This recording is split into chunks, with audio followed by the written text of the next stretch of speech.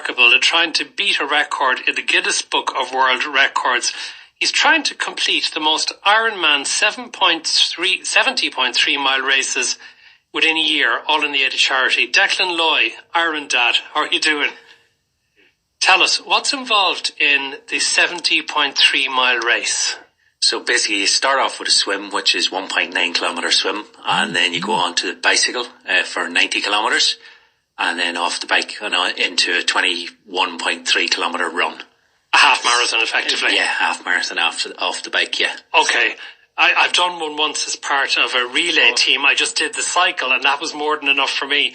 But not only do you do these half Ironman, I think they call them, do they? The 70.3. How many are you looking to do in a year? So my goal is to do 30. Up until last week, the original record, Guinness World Record, was 23, and I discovered there on Monday night that it was now 24. So you've had to up your target, haven't you? I always had the goal of 30 because I factored in a few races going wrong, and then I factored in somebody else trying to break the record at the same time.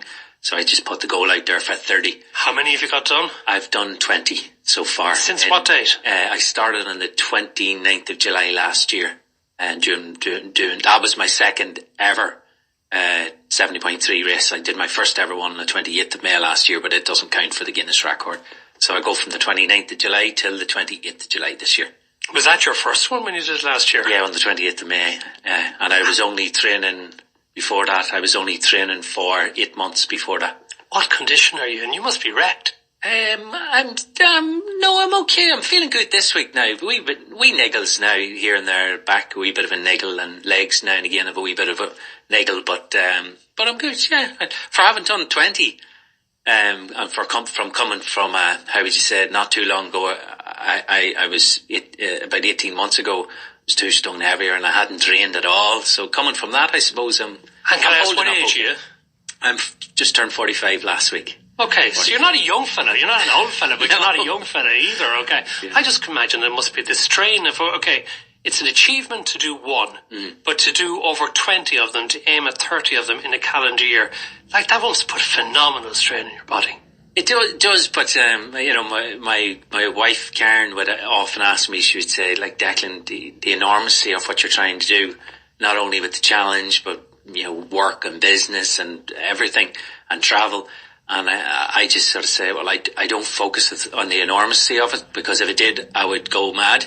I just take one step at a time. But at least you know that. Is this a midlife crisis you're going through of some kind? Some people actually joke and laugh. Maybe it is and maybe it isn't. Yeah, but what motivates you? Why are you doing this? Well, what motivated me was, I suppose, when I did my first Olympic triathlon, not last year but the year before in September, there was a guy who had won that race, and he was a guy called Brian McChrystal. He's the Irish record holder for the full distance Ironman, so he's the fastest in Ireland.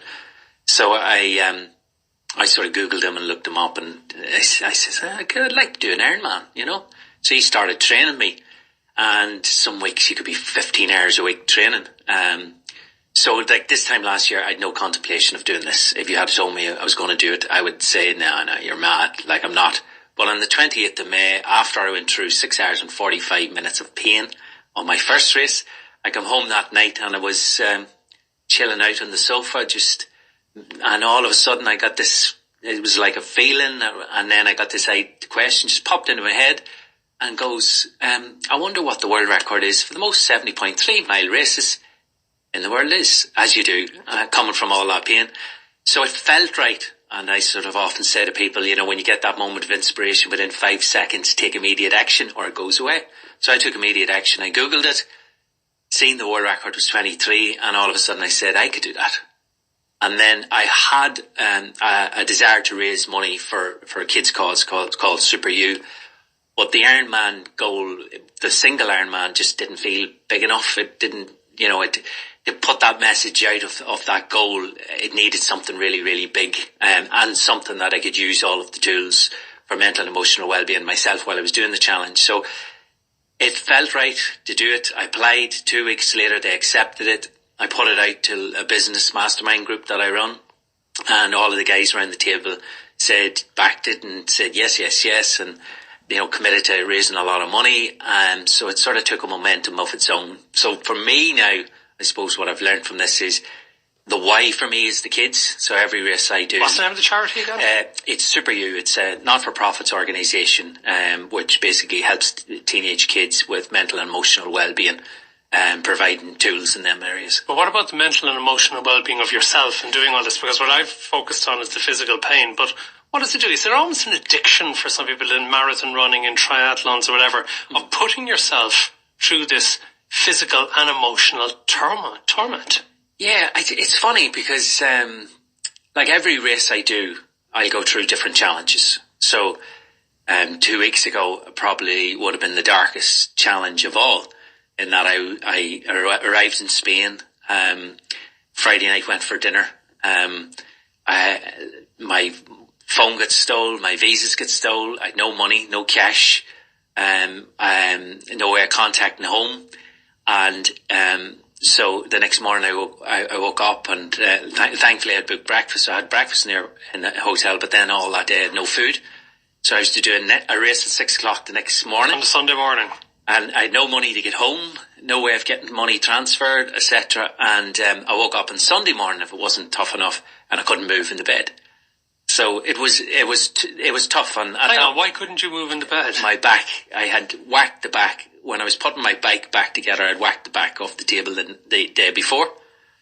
So at that moment, I felt like pulling out. I felt like giving in. I says, no, this is not worth it. But the motto was one step at a time, one step at a time. So for me, I suppose... And you went and did the race? I did the race. Funny story, 6 o'clock in the morning, I was walking down. I won't allow myself to look ahead. It's one step at a time, because if you did, it's just too big.